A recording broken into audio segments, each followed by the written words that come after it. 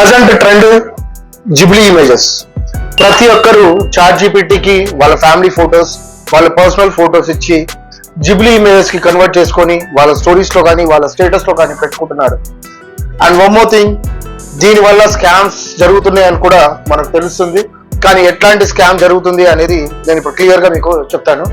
Chat జీపీటీలో ఎప్పుడైతే మీ original personal photo, మీ family photo chat జీపీటీకి ఇచ్చి Ghibli image కి కన్వర్ట్ చేస్తారో అప్పుడు చాట్ జీపీటీ మీకు జిబ్లీ ఇమేజ్ అయితే ఇస్తుంది.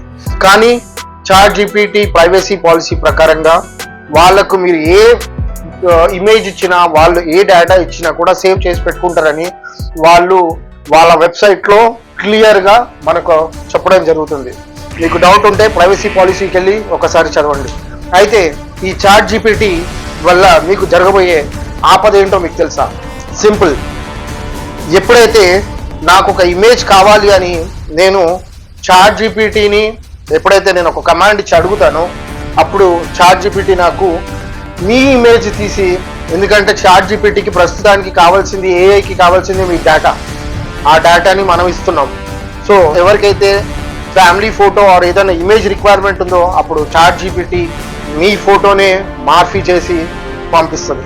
ఇన్ కేస్ ఒకవేళ చాట్ జీపీటీని నేను నాకు ఒక ఇండియన్ ఫ్యామిలీ ఇమేజ్ కావాలి అని చెప్పి అడిగినప్పుడు మీ ఫ్యామిలీ ఫోటోనే వస్తుంది, కానీ మీ పక్కన వేరే మీ భర్త ఫేస్లో వేరే వాళ్ళ ఫేస్ వస్తుంది, లేదంటే మీ పిల్లల ఫేస్తో వేరే వాళ్ళ ఫేస్ వస్తుంది. సో దీనివల్ల మీకు మీ ఇమేజ్ డ్యామేజ్ అయ్యే ఛాన్సెస్ చాలా ఉంటాయి.